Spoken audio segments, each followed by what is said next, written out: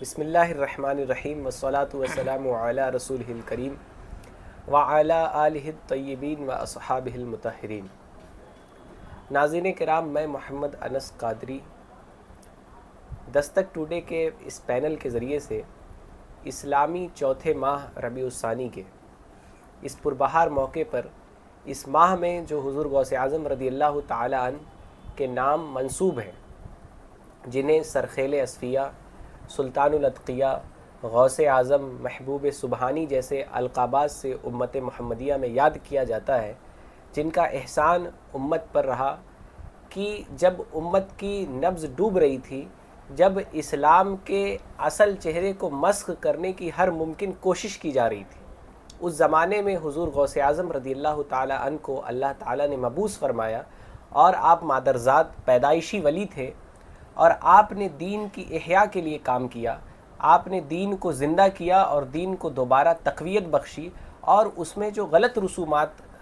شامل ہو چکی تھیں، دین کے نام پر جاہلوں نے جو غلط رسومات، مکار صوفیوں نے تصوف کے نام پہ جو غلط رسومات، اور اس کے علاوہ دیگر شعبہ جات جو دین کے ہیں اس میں غلط رسومات جو آ چکی تھی، آپ نے اس کا رد فرمایا اور دین کا اصل چہرہ ابھار کر تمام امت کے سامنے پیش کیا۔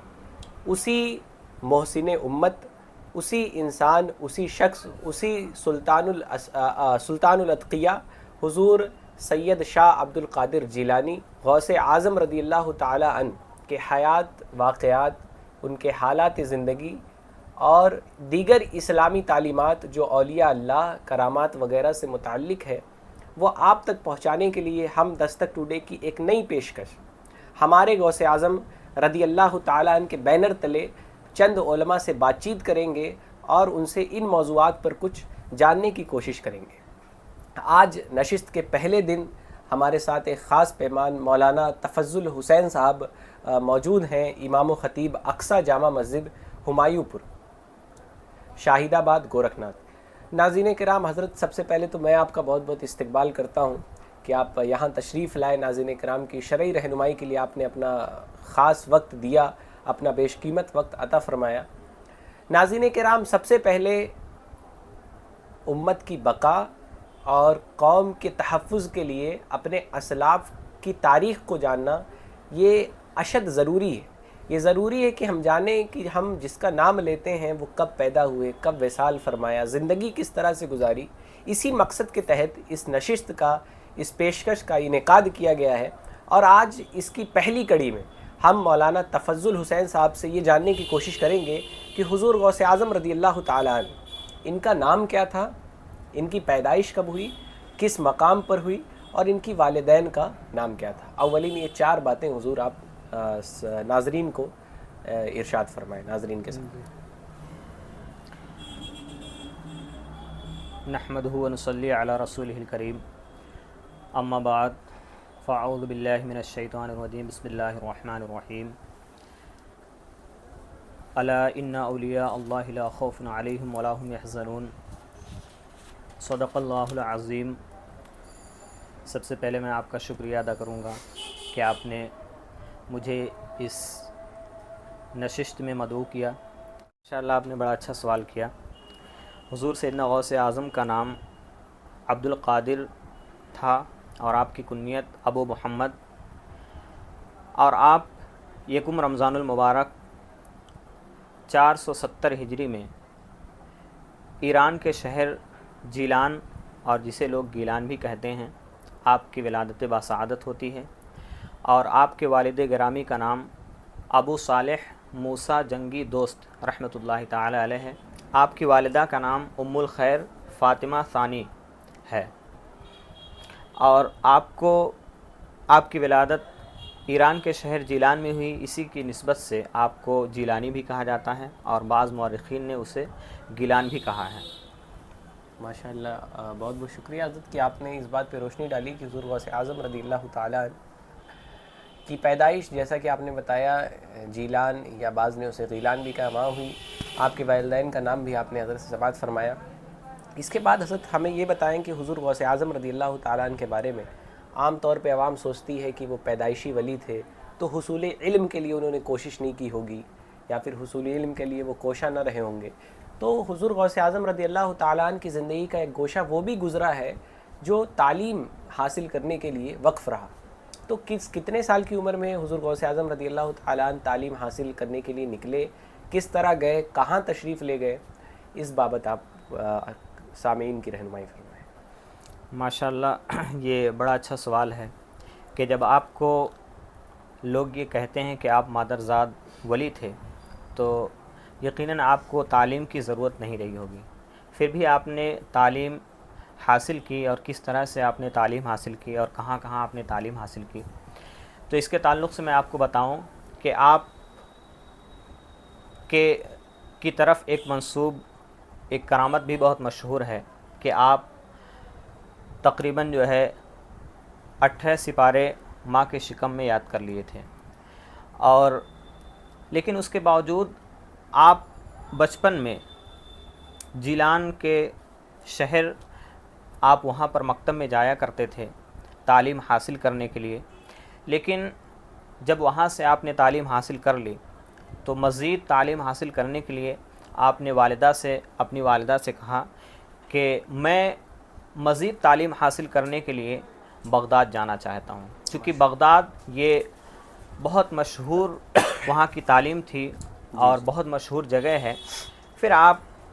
چند لوگوں کے ساتھ, بلکہ ایک قافلے کے ساتھ آپ بغداد شریف تشریف لے جاتے ہیں, اور پھر وہاں پر آپ علم دین حاصل کرتے ہیں. اور علم دین حاصل کرتے ہیں, اور علم دین حاصل کرنے کے دوران آپ پر بڑی مشقتیں آئی, پریشانیاں آئی. آپ کی والدہ نے جو بھی دینار دیے تھے وہ کچھ دنوں کے بعد ختم ہو جاتے ہیں, اور اس کے بعد آپ فرماتے ہیں کہ میں جب بھوک اور پیاس سے نڈھال ہو جاتا تو میں جنگلوں کی طرف جاتا, کھنڈرات کی طرف جاتا, اور وہاں پر جو گری پڑی مباح چیزیں ملتی مجھے میں اس کو کھاتا اور اپنے پیٹ کی پیاس کو بجھاتا. اور اسی طرح سے جو ہے آپ اپنے اساتذہ سے علم دین حاصل کرتے رہے اور اپنے اساتذہ کی خدمت کرتے رہے, اور پھر آپ ایک اچھے عالم دین مدرسہ نظامیہ سے بن کر کے نکلتے ہیں اور پھر اپنے وطن تشریف لاتے ہیں. ماشاء اللہ حضرت, بہت بہت شکریہ کہ اس بابت آپ نے رہنمائی فرمائی. قارئین کرام, آپ نے دیکھا کہ وہ جو مادرزاد ولی تھے, پیدائشی ولی تھے, اور ماں کے شکم سے ولایت انہیں نصیب ہوئی تھی, انہوں نے بھی حصول علم دین کے لیے کوشش فرمائی, اور پہلے گیلان اپنے علاقے میں ہی مکتب سے تعلیم حاصل کی. اس کے بعد شہر بغداد کا رخ کیا, عازم ہوئے اس طرف, اور بغداد جو اس وقت علم و فن کا مرکز تھا وہاں جا کر اپنا گھر بار چھوڑ کر والدہ سے الگ رہ کر انہوں نے علم دین حاصل کیا, اور اس کے لیے کوششیں فرمائی, مشقتیں اٹھائی. تو اس سے طلباء کو خصوصی جو ہے وہ عبرت پکڑنی چاہیے کہ اگر حصول تعلیم کی راہ میں کوئی مشکل پیش آئے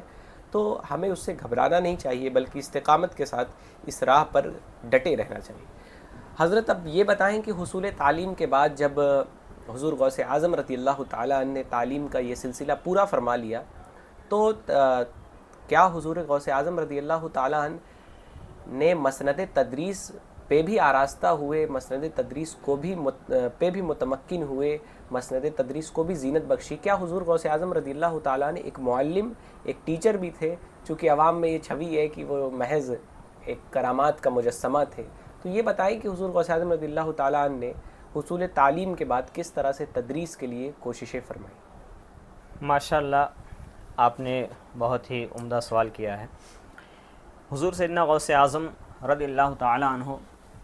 جب علم دین مکمل کر لیتے ہیں اور اس کے بعد آپ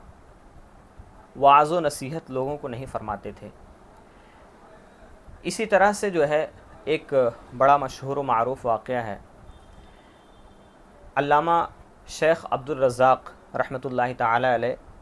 سے روایت ہے. وہ فرماتے ہیں کہ حضور سیدنا غوث اعظم رضی اللہ تعالی عنہ نے فرمایا کہ ایک دن میں دوپہر کے وقت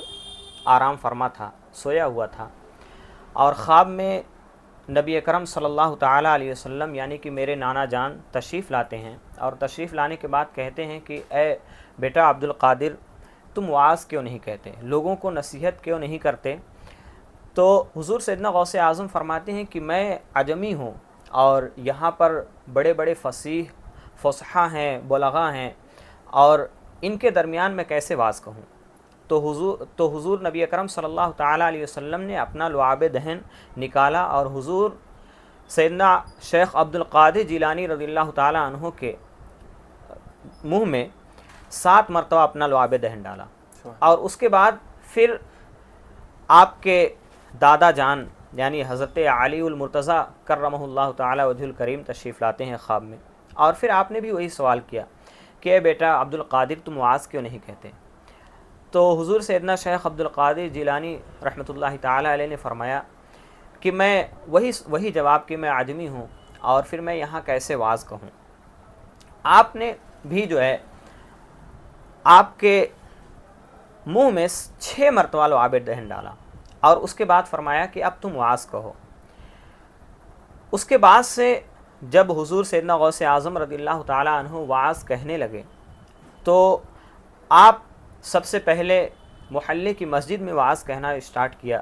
اور اس کے بعد جب لوگوں کا ہجوم بڑھتا گیا، لوگ جوق در جوق آنے لگے، تو آپ اس شہر کی جامع مسجد میں آپ نے واز کہی، اور اس کے بعد جب وہ بھی فل ہونے لگی تو آپ میدان میں واز کہا کرتے تھے، اور عالم یہ ہوتا تھا کہ آپ کی تقریر، آپ کی واز کو سن کر کے لوگوں پر ایسی ہیبت طاری ہوتی کہ لوگ دھاڑے مار مار کر کے روتے، اور کتنے لوگوں کی روح پرواز کر جاتی تھی۔ تو یہ نبی کریم صلی اللہ تعالیٰ علیہ وسلم اور حضرت علی المرتضیٰ رضی اللہ تعالیٰ عنہ نے آپ کے منہ میں لعاب شریف ڈالا، اور اس کے بعد سے آپ نے واز کہنا شروع کر دیا۔ اور دوسری بات یہاں پر یہ بھی ہے کہ حضور سیدنا غوث اعظم رضی اللہ تعالیٰ عنہ نے فرمایا کہ ابھی خواب میں میرے نانا جان آئے ہوئے تھے، انہوں نے 7 مرتبہ میرے منہ میں لعاب دہن ڈالا، لیکن آپ یعنی حضرت علی المرتضیٰ رضی اللہ تعالیٰ عنہ صرف 6 مرتبہ لعاب ڈالتے ہیں۔ تو حضرت علی نے فرمایا کہ بات دراصل یہ ہے کہ میں 6 مرتبہ اس لیے لعاب دہن ڈال رہا ہوں کہ کہیں ایسا نہ ہو کہ سرکار دو عالم صلی اللہ تعالیٰ علیہ وسلم کی برابری ہو جائے۔ یہ خواب کا معاملہ ہے، اور خواب کے معاملے میں کس طرح سے حضرت علی رضی اللہ تعالیٰ عنہ آقائے دو عالم صلی اللہ تعالیٰ علیہ وسلم کی عزت اور آپ کا ادب کس طرح سے ملحوظ رکھ رہے ہیں کہ برابری نہ ہونے پائے۔ اور آج کچھ ایسے ان پڑھ لوگ ہیں جو نبی کریم صلی اللہ تعالیٰ علیہ وسلم کو اپنے جیسا کہتے ہیں، معاذ اللہ، انہیں ایسے واقعات سے اور قرآن مقدس کی بہت ساری ایسی آیتیں مبارکہ ہیں کہ اس سے انہیں درس عبرت حاصل کرنی چاہیے۔ اور جیسا کہ آپ نے سوال کیا تھا کہ آپ مسند تدریس پر بھی جلوہ افروز ہوئے یا نہیں ہوئے، تو آپ بالیقین مسند تدریس پر جلوہ افروز ہوتے ہیں، اور آپ کے بہت سارے شاگرد بھی اس وقت ہوئے، اور آپ نے جو کچھ بھی سیکھا تھا اپنے شاگردوں کو، اپنے تلامذہ کو وہ سکھاتے ہیں اور بتاتے ہیں۔ بہت بہت شکریہ حضرت۔ ناظرین کرام، آپ نے دیکھا کہ حضور غوث اعظم رضی اللہ تعالیٰ عنہ نے حصول تعلیم کے بعد جو مشغلہ اپنایا وہ لوگوں کو نصیحت کرنے کا، اور پہلے وہ نصیحت بھی نہیں کرتے تھے، لیکن نبی پاک صلی اللہ علیہ وسلم اور حضرت علی رضی اللہ تعالیٰ عنہ کا جب حکم ہوا تو وہ لوگوں کو نصیحت کرنے پر آمادہ ہوئے۔ اس کے بعد حضور غوث اعظم رضی اللہ تعالیٰ عنہ مسند تدریس پر بھی متمکن ہوئے۔ بغداد کی جو سب سے بڑی مسند تھی، بغداد کا جو سب سے بڑا مدرسہ تھا، مدرسہ نظامیہ بعض لوگوں نے اس کا نام لکھا ہے، جی، جب حضور غوث اعظم رضی اللہ تعالیٰ عنہ کے استاذ کا وصال ہو گیا تو حضور غوث اعظم رضی اللہ تعالیٰ عنہ نے کوئی نئی درسگاہ نہیں قائم کی، بلکہ اسی درسگاہ کو رونق بخشی اور وہیں بیٹھ کر لوگوں کو واعظ و نصیحت کرتے رہے۔ اب حضرت یہ بتائیں کہ حضور غوث اعظم رضی اللہ تعالیٰ عنہ چونکہ ایک بڑا سلسلہ، ایک عظیم سلسلہ قادریہ تصوف کا ایک بڑا سلسلہ حضور غوث اعظم رضی اللہ تعالیٰ عنہ کی طرف منسوب ہے، 4 سلسلوں میں اسے ایک ممتاز حیثیت رکھتا ہے وہ سلسلہ، تو حضور غوث اعظم رضی اللہ تعالیٰ عنہ کس بزرگ سے مرید تھے، ارادت کس بزرگ سے رکھتے تھے؟ ماشاءاللہ آپ نے بڑا اچھا سوال کیا کہ حضور سیدنا غوث اعظم رضی اللہ تعالیٰ عنہ کے شیخ کون تھے، آپ کے پیر کون تھے، آپ نے کس سے بیعت حاصل کی؟ تو آپ کے پیر جو تھے، آپ نے جن سے بیعت حاصل کی تھی ان کا نام ابو سعید مخزومی رحمۃ اللہ تعالی علیہ تھا۔ ناظرین کرام، آپ نے دیکھا کہ حضور غوث اعظم رضی اللہ تعالیٰ عنہ، جن کے نام ایک عظیم سلسلہ منسوب ہے، ان کے مرشد غرامی کا نام حضرت ابو سعید مبارک مخزومی علیہ رحمہ تھا، جیسا کہ حضرت نے بتایا۔ ایک بات چھوٹ رہی یہاں پہ، حضرت اس کی وضاحت کر دوں کہ حضور غوث اعظم رضی اللہ تعالیٰ عنہ یہ حسنی حسینی سید تھے، اسی لیے حضرت نے حضرت علی کو ان کا دادا فرمایا، اور ایک بار نبی پاک صلی اللہ علیہ وسلم کو ان کا نانا اپنے بیان میں فرمایا کہ نبی پاک صلی اللہ علیہ وسلم کا سلسلہ والد کی طرف سے بھی نبی پاک صلی اللہ علیہ وسلم سے جا ملتا ہے اور والدہ کی طرف سے بھی جا ملتا ہے، اسی لیے آپ کو نجیب الطرفین سید کہا جاتا ہے، یعنی دونوں طرف سے آپ سید ہیں، ایک طرف سے حسنی اور ایک طرف سے حسینی۔ بالآخر حضرت یہ بتا دیں ناظرین کرام کو کہ حضور غوث اعظم رضی اللہ تعالیٰ عنہ، ان کا وصال کب ہوا اور ان کی مزار مبارک کہاں پر ہے؟ جی ماشاء اللہ، آپ نے عمدہ سوال کیا کہ حضور سیدنا غوث اعظم رضی اللہ تعالیٰ عنہ کا وصال کب ہوا۔ تو آپ اس دار گیتی پر 91 سال رہتے ہیں اور اس کے بعد 561 ہجری میں آپ کا انتقال ہوتا ہے، اور آپ کا مزار مبارک بغداد شریف میں موجود ہے۔ ماشاء اللہ، بہت بہت شکریہ حضرت کہ بغداد شریف میں حضور غوث اعظم رضی اللہ تعالیٰ عنہ کا مزار شریف موجود ہے۔ گویا حضور غوث اعظم رضی اللہ تعالیٰ عنہ نے اپنی زندگی کے ایام بغداد شریف میں اور اہل بغداد کی اصلاح کے لیے صرف کیے، وہ تعلیم حاصل کرنے کے لیے بغداد کی طرف عازم ہوئے، اس کے بعد ساری زندگی آپ نے وہیں بتائی، اور غوث اعظم رضی اللہ تعالیٰ عنہ کا مزار مبارک بھی بغداد شریف میں ہی موجود ہے۔ تاریخ شاید حضرت سے سہون چھوٹ گئی، 11 ربیع الثانی حضور غوث اعظم رضی اللہ تعالیٰ عنہ کی تاریخ وصال ہے۔ 11 ربیع الثانی کے روز حضور غوث اعظم رضی اللہ تعالیٰ عنہ اس دار غیتی سے دار بقا کی طرف رحلت فرما گئے۔ ناظرین کرام، حضور غوث اعظم رضی اللہ تعالیٰ عنہ کی مزار مبارک سے بھی آج بھی مسلمان، ایک بڑی تعداد میں مسلمان مستفیض ہوتے ہیں۔ آپ جب تک دنیا میں رہے، لوگوں کی ہدایت کا سامان رہے، اور دنیا سے تشریف لے جانے کے بعد بھی آپ کی مزار مقدس انوار و تجلیات کا مرکز ہے، اور مسلمان اس کی طرف کثرت کے ساتھ رجوع کرتے ہیں۔ ناظرین کرام، اس ایپیسوڈ کی پہلی کڑی میں ہم نے حضور غوث اعظم رضی اللہ تعالیٰ عنہ کی سیرت کے تعلق سے چند اہم تواریخ، ان کے زندگی کے آپ کے گوش گزار کی۔ آنے والی کڑیوں میں انشاءاللہ تعالی حضور غوث اعظم رضی اللہ تعالیٰ عنہ کی کرامات کی کا اسلامی تصور اور دیگر ضروری اہم پہلوات جو حضور غوث اعظم رضی اللہ تعالیٰ عنہ اور اولیاء اکرام سے متعلق ہیں، ان پر علماء اکرام سے گفت و شنید کی جائے گی۔ ناظرین کرام، امید کرتے ہیں کہ آپ ہمارے اس ایپیسوڈ کو پچھلے ایپیسوڈوں کی طرح سراہیں گے، ہمیں محبتوں سے نوازیں گے۔ اگلے ایپیسوڈ تک کے لیے اب آپ سے وداع چاہتا ہوں۔ السلام علیکم ورحمۃ اللہ۔